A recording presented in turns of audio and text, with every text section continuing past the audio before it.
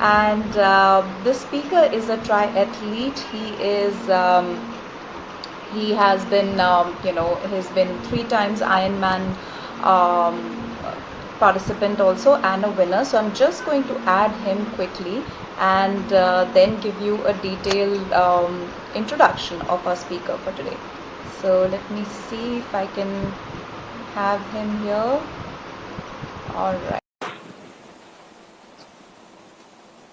So yes, as I told you all that we have with us a triathlete. So I hope he's. Oh, there he is. Hi Neil, how are you? Rocking as usual. Great. I saw your stories in the morning. You had a great start of the day. Every morning, every single day of the week. Wonderful. So, Neil, I'm just going to take a quick opportunity and introduce you to our viewers today. So, today we have with us Neil De Silva, who is a national level triathlete champion. He has completed 4 overseas half Ironman events so far, and his most recent medal came this October from Ironman 70.3 in Turkey. His journey from being a former drug addict to an obsessive triathlon is, who has a slew of Ironman medals, is now not even inspiring his social media followers, but also a lot of kids in schools. So within the span of 4 years, he has come a long way, and in this particular sport, he now plans to also prepare young athletes for Asian Games of 2022. So that's Neil De Silva with us, and we are really, really happy to have you with us today, Neil. Yeah, same here, Sonia. Thank you so much for those very kind and sweet words. I'm also happy to join you for this live session. Wonderful, wonderful. So, Neil, just tell us a little bit about your journey, and to our viewers, just let us know a little bit about, that the you as a teenager, and you have, as we also spoke about in your introduction, that from being a drug addict. So what were the action that you have taken in your teenager life that has now modeled your life where you are today? How? Just take us through the journey. So honestly, it all started when I was in the 10th grade. I wanted to try new things, and a few of my friends, we decided to smoke a cigarette just to, yeah, curious minds, curious young, impressionable minds, I would say. We tried, Right. and then it started happening every once in a while, and that went on to then doing smoking up, and then harder drugs eventually. I'd like to keep it very short and sweet so that we can talk about the more productive part later. So, Right. very cute. It's just like how it happens for everyone. You just start out just thinking, oh, let me try something new, and one Right. thing leads to the other, and suddenly, you're doing everything. And some get hooked on, honestly, some don't. Right. Some people just make peace with doing it, every once in a while, and yeah, it just stays at that. But I would say extremists like me, if they like something, they try to make the most out of it. So that is what happened with drugs also. More than the drugs, I would say I was pretty hyped and excited about the lifestyle that came with it. The dancing away in the clubs, and getting to meet all these elites who used to come in their Mercedes, and getting to go to all these parties. So it's like for a 16-year-old, that's pretty much that's it. You see something like that, and you're like, okay, I can live a life which just allows me to do only this. And if older Right. people are managing to do it, I'll figure out a way of doing it myself. Right. So that is Right. how I got hooked on. Yeah, pretty much. Right. Okay. And yes, it's a very impressionable age at 16 that, where you kind of feel that this is what life is all about because you see it in, media, you see it everywhere. Tell us after that, like, how did this entire journey from, being addicted and hooked on to that, and then finally you are now a triathlete? It's just a huge transformation, like a 360-degree transformation. So tell us about that. How did that happen?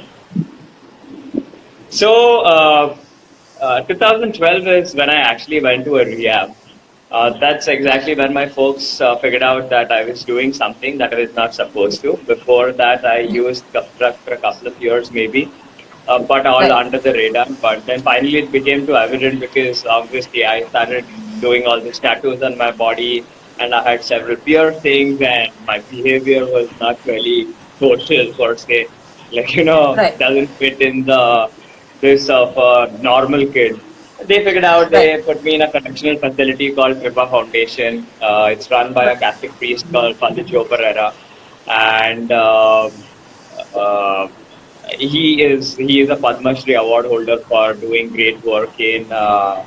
the field of de-addiction. In his young age, he's worked with Mother Teresa directly, and he's also a yoga guru, like Iyengar, like BKS Iyengar, the yoga guru. He Yes. he is his like he is the guy because Guru Iyengar passed away recently. So he is next in Yes. line to continue that legacy of yoga. He teaches yoga in several countries. So I mean, anyways, Wow. moving on. He is my spiritual guru and he's like a father to me. Like because we have been family friends for a while. Right. Um but 2012 is when I went to a correctional facility, but I was just clean for a few months, and then again New Year's came, and I was like, let's party, and got back into the whole scene. But then this time around, I was a bit smarter, I would say. Right. I will not this that try to show the world what I'm doing, but having fun on the side. Like I had a pretty Right. functional life. I had a job that I was generally doing and whatever. I mean, there was no meaning, but then that was it. Then 2014 November, I just started going to the gym, started doing a bit of cardio. One thing led to the other, and somehow I got introduced to a family friend who was into running. This friend called Godfrey Brito, and then this friend called Stephen. They Right. got me introduced to Nike Run Club. I got introduced to my first two running coaches, that's Melvin Krupsko and Daniel Was. Great guys. One of the best Right. running coaches, I would say, in Mumbai for sure. And Right. I mean, I just woke up one day and I remember the date because that is what changed my life. I mean, I have had bigger moments uh, which have made me evolve and grow as a person, but that is for some other day. But talking Right. about that journey, 6th of March, I just woke up. I mean, the previous day I had partied in the best of the club and I had listened to some heavy music, which I still love. Right. And I just told myself, like, hey man, I don't want to do drugs anymore. I think I'm doing decently as a runner. I'm getting a pretty decent high. So I just woke up one day and I said, I don't want to do it anymore. And I just quit doing it. Honestly, I mean, I would not put any definition because it was something, it was like in divine intervention. I'll use this word a lot because I truly believe it was. I'm not a religious person. I mean, by birth, I've been given this identity of being a Christian, but I'm religiously very neutral. Like I don't follow any religion, neither do I diss any religion. I'm a spiritual person who believes in existence of a higher power and all of that. So there was a divine Right. intervention. But then years down, when I try to contemplate on why I got that divine intervention was because I found my calling. Like my calling was to become a runner or become an athlete. It Right. was divine intervention with me finding a purpose in life. That is why whenever I counsel kids my age or younger ones or I counsel parents, I always try to tell them, don't sell your kid the idea of life is better without drugs. Let him buy that Right. idea of life is better without drugs because I like doing this in a better way when I don't do drugs. So you need to Wow. find your calling, and once you find your calling, there will be divine intervention because I'm not born Right. special. I mean, I have the same blood and skin like everyone else, right? I mean, we come from the same theater and same True. lineage, to be honest. But you just need to find your purpose, and I think things just start flowing. The chi just gets its Right. direction of where it needs to flow in your life. So Wow. don't like. I mean, honest advice to any drug addict like who's trying to improve his life and is going to a correctional facility, um, going to a correctional facility thinking, oh, maybe if I quit doing what I'm doing, maybe my parents would be happy, maybe my wife would be happy. And trust me, that is going to be short lived. You need to find your calling. That's and true. start doing things which you are passionate about. Like, I know it's easier said and done when you come from a privileged background, but hey, Yeah. guys, I have worked hard for it. I mean, though I have spent a lot of money, but I have worked hard for 4 years to get where I am and to achieve also what I have. So True.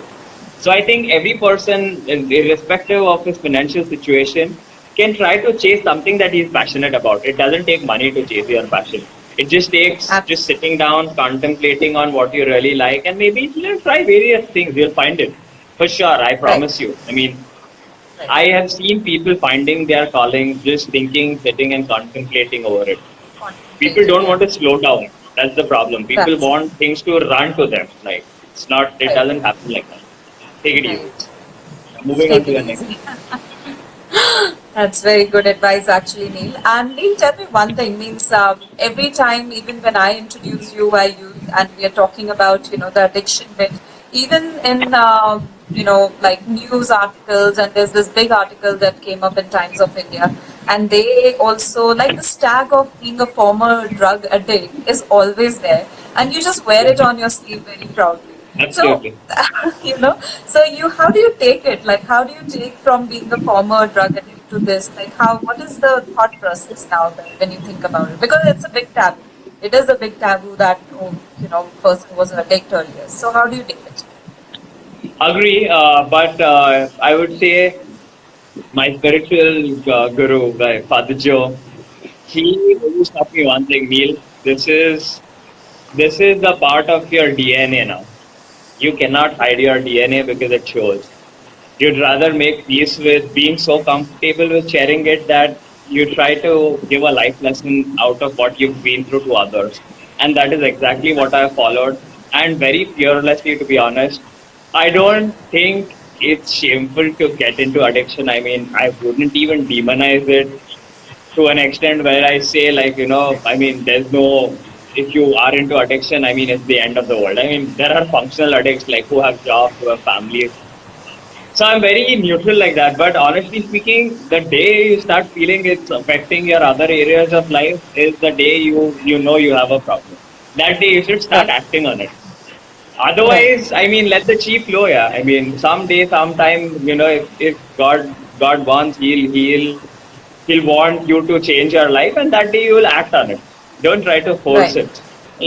Let True. life flow.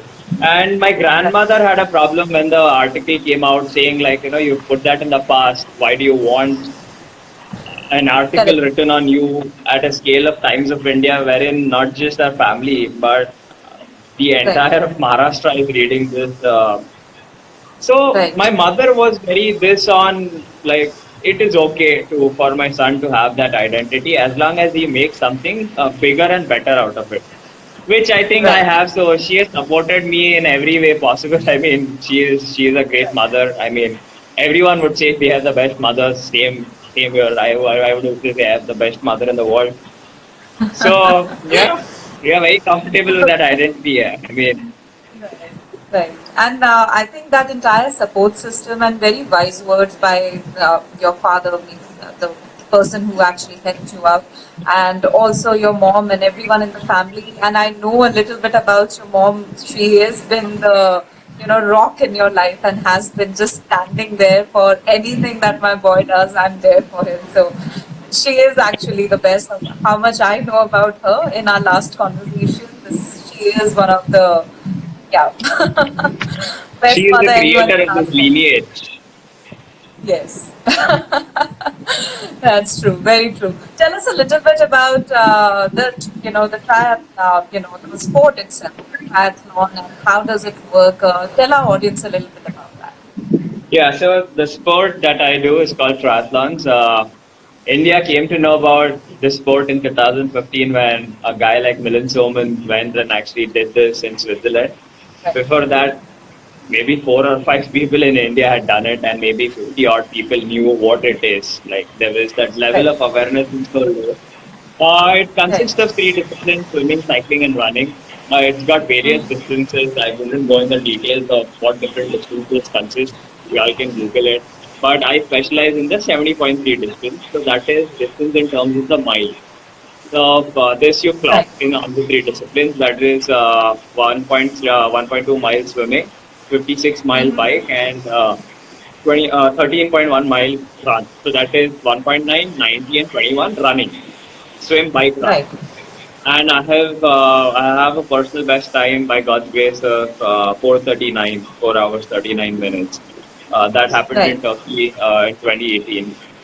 After that, I Right. have been a little on and off. I mean, hey, I'm not a professional athlete. Life happened.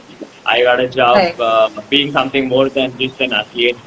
I My company was instrumental in creating history by organizing the first Ironman race that happened in on the Indian shores. We did that last year in October. Very lucky to be working for this company, Yaska, and Right. life happened. I mean, I got married, I moved cities, but I am back and I'm back with a bang. I mean, so lucky to be in Goa that Goa opened up on 20th of April. Like, it's not like open, but you can step out and work out. And Right. In just May alone, I have clocked 110 hours of training. And Wow. I am at better fitness level than I was in my best shape before the Turkey race. Like if I do a Wow. race, I'm affirmative that I'll be able to better that time even without polishing my fitness, just at my base fitness level. Wow. So this lockdown has really helped you, huh? In a I way. wouldn't say. I mean, I wouldn't say if I had continued training by the same principles that I was training before, I would probably have picked up an injury or have fallen sick on day 10. But I have changed my approach towards training like radically, wherein I Wow. don't do anything that I used to do for the last 4 years. I have stumbled across this very holistic way of training, which allows me to train 5 hours a day, which allows me to be a functional employee of a company for 7, 8 hours, go for meetings, be fresh. It allows me to be a decent husband, I would say. I mean, I help my wife in cooking. In the lockdown, we were washing our own utensils and trying to mop and broom every once in a while. I wouldn't say every day, to be Right. honest. But Right. this whole new approach of training is something that exists. Everyone knows. It's just that people don't want to take it easy. People Right. want fast results, and Right. what comes with fast results is you end up compromising on your health to gain fitness. So fitness and health are two different things. Back before Turkey, I was gaining a lot of fitness at the cost of my health. I did a good race. After that, I just fell off the training wagon because my immunity was really low. I was falling sick, and then Right. multiple things happened: race organization, wedding, moving cities. But bottom line was, I needed that break to actually figure out what I was doing wrong, because I'm a coach ultimately. If I'm not updated and aware about what is best for my athletes, I'm not practicing my profession in an ethical way. If I don't Right. constantly try to update my knowledge, if I don't constantly try to experiment on myself and try to make notes and okay, guys, I have something better now. If I am not in a constant state of evolution, there is a problem at my fundamental level of principles in life. Like, I'm becoming complacent to a Right. level where I don't want to put that additional bit of hard work of reading more books, reading more research papers, and so I'm not that person. I haven't got those values, obviously, from my folks. Right. So yeah, I mean, life has been good in Goa. That's awesome. That's really awesome and Absolutely. good. Yeah, I'm like really glad that you found this holistic way of training, and I'm pretty absolutely. sure that that's how you are training the people that you're working with also, right? Yeah, so now I'm going to start being picky in terms of who I take as my trainees. If the person is flexible enough to slow down in life and listen to what I have to say for a brief while, only then I'll train the person. Otherwise, I mean, God has blessed me with enough sources of income to say no to a few people, because there are always other people who would continue training them. So, Right, right. And so amazing that you have come to this juncture that you can pick and you really know what are the kind of absolutely. people that you want to work for. It's just amazing to reach that particular place where you can pick and choose your life, your people, and everything. And it's wonderful. Tell me, when you represented India at international level, how was that feeling? What were you feeling over there? aesthetic. I mean, it was something else. It was another one of the divine intervention. It's a long story, but I would just say, I mean, there was 30% of hard work and 70% of luck, which got me to that world championship slot at a very tender age of 23. I trained well, I would say, with whatever coaching I was getting back then. I've had a coach. I've had good coaches who are still into the business. Kaustuv Right. Bradkar, then I've trained with Viv Menon, then I've trained with this great coach called Subramaniam. Everyone is like good in what they do. Right. And yeah, having said that, if I had this approach of training from day one, I mean, I could have probably grown and become something like, as a pro athlete, I would have been much further in life. But I'm telling you, I'm in a much better place because I am not that athlete, because I have a balance, I have a good lifestyle, I have something called as balance in general in life. My life doesn't revolve around the sport. I make Right. the sport revolve around my life. So that is That's what fine. it takes to build a family, Right. to maintain relationships, to Right. be a social animal which humans are supposed to be. I mean, I've been in the space where I've been like so obsessed that I've just not hung out with anyone for like a couple of years. Like, I've friends have been friends, but there's no occasion where I like actually step out and go for dinner or have a drink maybe. Right. So Right. I think life is better now. I'm really thankful for all those coaches for not making me the best version of myself.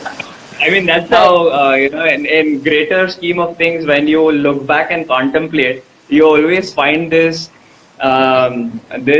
revelations that you have. Okay, oh my God, like, Yeah. just 2 years back, maybe if I had found this, I would have had a different opinion. But today, I have a much well-rounded opinion about what happened 2 years back. So yeah, right things at the right time, I would say. Right. And you also told me about this, which small incident that happened, that your first, the first triathlon that you have participated, and your category was supposed to get announced at the last, and you had no plans to go over there, like, because you were so tired. So tell our audience a little bit about that. That was very interesting. So when I said it was 30% of hard work and 70% of luck, so how it happened was I had finished 14th in my age category, that was 18 to 24 in my China race. And Right. there are only 2 or 3 slots per age category for a person to pick up. So finishing 14th, my chances were like really thin. But for some reason, my friend who had accompanied me to the race, Sachin, he was like, I have this gut feeling that I don't know, you might get it. And Okay. I was like, okay, like if you're ready to give me company, I'll make that walk with you to the award ceremony. And that slot got rolled down to my rank, that's 14. And I Right. I waited there for like 3 hours, Wow. because they start with women, Right. oldest to youngest, and then they get to men, oldest to youngest. And finally, because mine was the last age category, I got the last slot for the world championship in that Wow. whole set of people. Wow. So That is amazing. life has Yeah. been, God has been great. Yeah, yeah, God has been very Right. kind. Right. And immediately at that spot, you were supposed to pick your spot also, and you had to call your mom also, if I remember, right? That also Yeah, happened there. so so how it happens is when I said yes to going for the ceremony, I thought let me run it by my mother, because how it works is you say yes for the slot, you need to pay immediately for Right. that race, which is maybe a Okay. few months down the line. Right. So now a trip to USA and would be expensive. So I had to Right. obviously check with her before making a decision, and she did not wink an eye. Like, she just said, "Okay, fine. If you get the slot, just take it. We'll see." I mean, we're not rich people; we're just comfortable.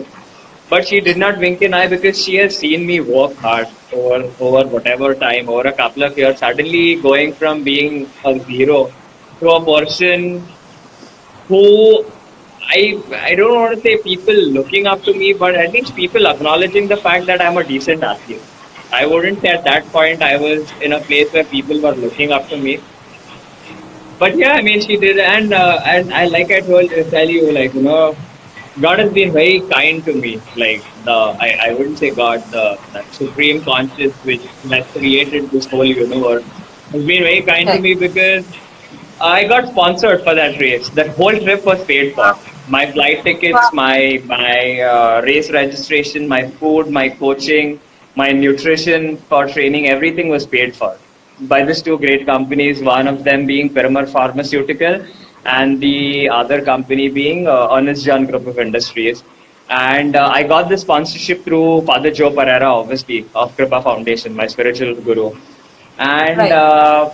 not because I got this sponsorship, but I had managed to raise 4.5 lakh rupees for Kripa Foundation through that race, through friends and Wow. family. And I had run an online please donate for this cause campaign, wherein Right. I raised 4.5 lakh rupees for Kripa. Wow. Awesome. That's really, really great. That's Yep. amazing. It's been just, you have so many stories, Neil. It's just amazing. And I think you can just keep on sharing. And there's so much that has happened over the period of time. But yes, we have a little lack of time. And I know you have to also rush to the next meeting or work that you have. So Yeah. I just have last questions for you. If you have to pick that one aha moment, like, that was like, wow, like this is it. And you were the happiest in your life. What was that? I've had a lot of aha moments, but the biggest one, I think I have had that biggest aha moment a couple of months back. So I'll share something that is slightly personal, but I do share about it on social media platforms. Sure.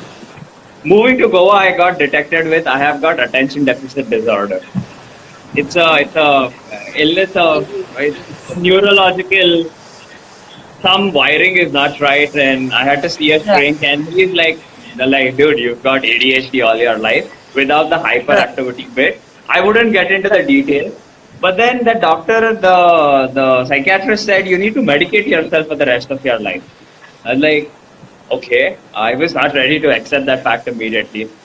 Right. Okay, I'm okay accepting I've got some problem because of which I'm here, but I was not ready to accept the fact that I have some problem which needs medication, especially Right. for the rest of my life. Because Rest we of as your a life. civilization are trying to colonize Mars. We've reached the Right. moon. We are trying to explore other galaxies, and we are not smart enough to create, like, to heal or cure ourselves of this minuscule things that we have as human beings. So I said, Absolutely. I don't believe you. And I said, I'm Yeah. going to prove it to you. In my second meeting to him, I said, I'm going to start medication, but I'm going to prove you wrong. Which led Right. me to doing a lot of reading on nutrition, on Right. why each and everything related to the mental spectrum exists.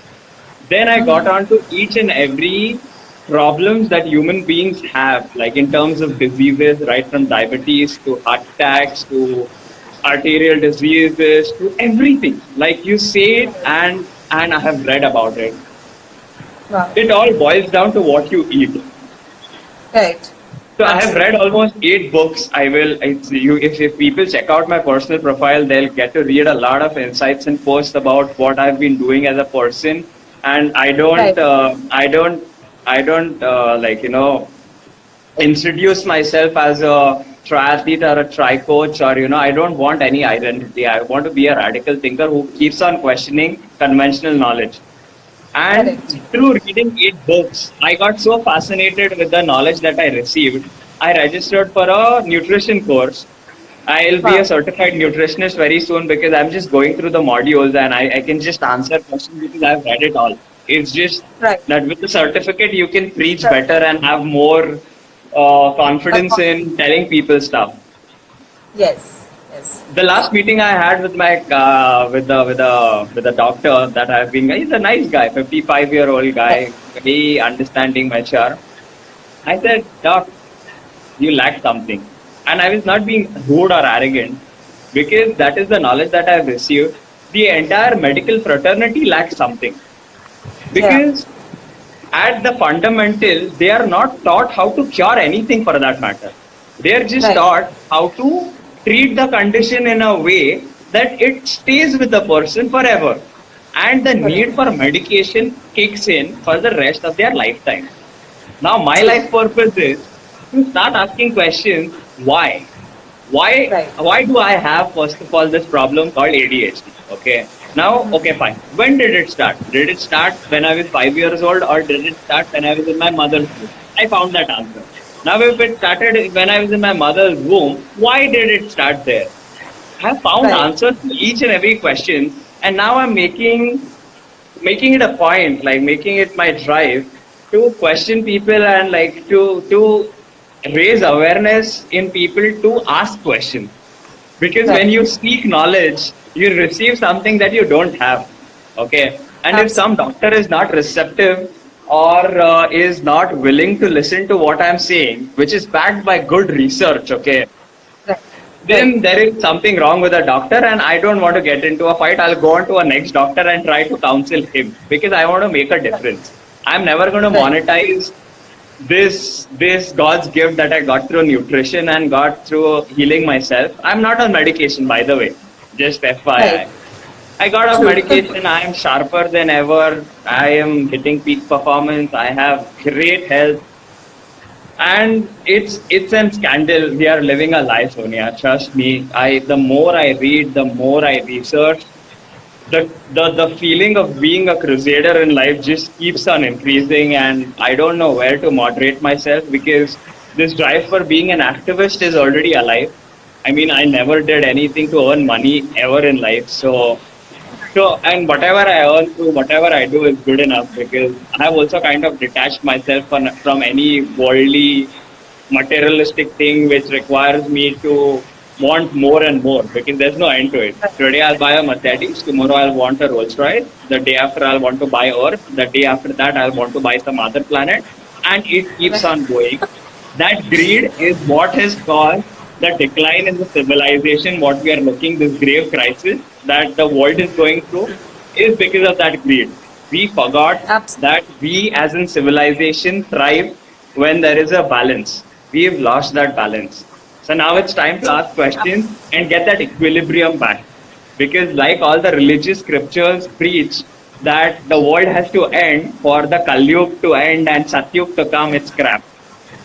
Right. Right people need to start asking good questions, need to Questions. start raising Absolutely. their kids better so that the True. kids are going to usher the world into a new era. You know, that Satyug is going to come without the world Ab- ending.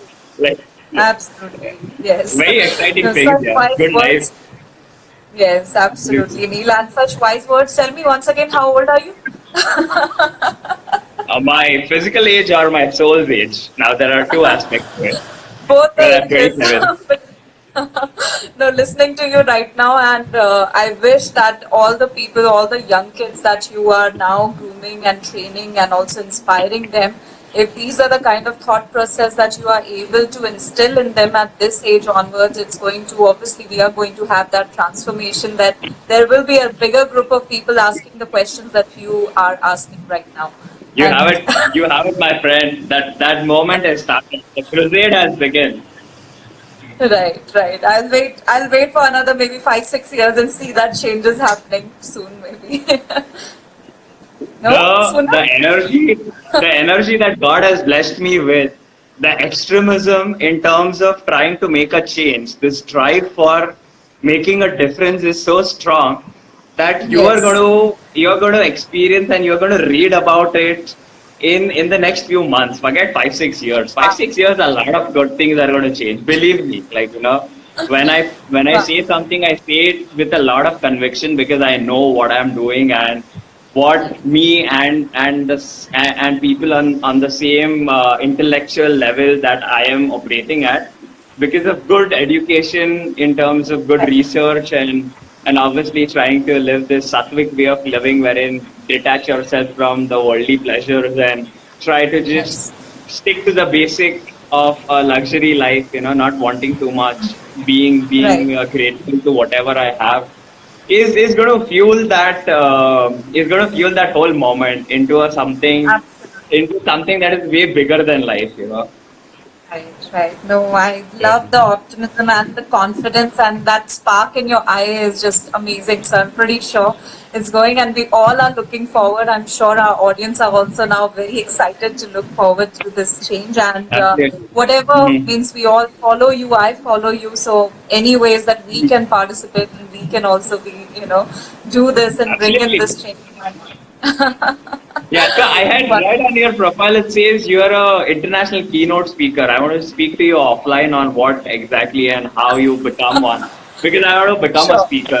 Having a public yes, platform when you have good research to back your claims is something that gets this thing to a whole different level. Like, you need right, your voice to not just stay on your 5,000 friends on social media. If there is a true, way of putting across these thoughts at a level yes, where maybe 5 or 50 lakh people are listening, and maybe out of that 50 lakh people something will trigger only in 10,000 people, but suddenly yes. from 5,000 you have impacted 50 lakh people, out of which there are 10,000 converts, which is Yes, twice the size of people I'm able to reach out to, right? So to absolutely. take it to the next level, I think I'll ask your help, like. Absolutely. Most welcome. And that's domino Yeah, effect, what you're talking about, that you just need to, start that momentum and it continues. So we will chat about that definitely. definitely. Yes. So, Neil, if I have to just wrap up, and today was such amazing conversation. I just loved having this conversation with you on live. I'm sure I'll catch up with you and have more of these conversation if I, on our convenient time in our busy schedules. Absolutely. But if you have to, I ask this question to all my speakers. If you have to just summarize or think about your life so far, and complete this statement that success comes to those who. How would Believe you in do that? themselves. Yes. Believe in themselves that every human is unlimited, so am I. And not just believe, get up every day at a certain decent hour so that you can get to see that sunrise, so that you can get to chase that sunrise, so that you're just out there experiencing that magic of sun coming up. That is just what it takes to be successful in life. Right. All the Right. health benefits are one thing, but just experiencing that magic of the universe making the sun come up every day, just looking at it is going to make you successful. Then whatever you do through the day is a different story. But just like Right. get up in time, guys. I mean, don't waste your time sleeping. There's so much to life. I mean, I only wish I had more hours in the day to do more of things what I do. I mean, yeah, Wow. absolutely. Wow. Yeah. So success comes to those who believe in themselves, Believe. and yeah, Absolutely. and this Mhm. entire thing that you spoke about, the sunrise, it just is so magical, and the way that you're saying about it is also just so magical that yeah, means all the days that I get a little bit, maybe a little lazy, I might not stop doing that. Start chasing the Vitamin sunrise. D, vitamin D is the best thing that you can get because of a certain this thing that we have, as Indians. The Right. absorption rate is less, so we need to sometimes supplement if we can't step outdoors too much. But it's a myth that the sun between 11 o'clock and the afternoon peak hours is bad. It's a lie. Yeah. That is the best time to get vitamin D. To be honest, Oh, it's a bit extreme because it feels uncomfortable. But right. I'll end this conversation with just one statement: we have been living a lie. The day you acknowledge this line and start asking questions about everything: education system, medical fraternity, politics, religion, philosophy, everything. You ask the questions and you ask the question to right guys. You go into that conversation with a good research tool so that discussion becomes something fruitful. That is the Right. day you will get this radiance that I have. It doesn't come naturally. It comes with good Right. research to back Absolutely. you up and to make you feel like maybe everyone was meant to be something extraordinary, but we were sold a lie. That is why I'm being mediocre.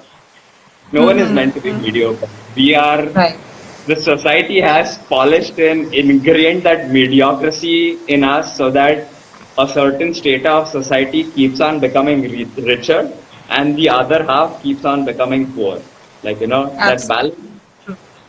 that is the I know. manipulation. Start questioning it, Yeah. guys. Whenever 8, 10 people are watching this, I don't know what reach out this video would have.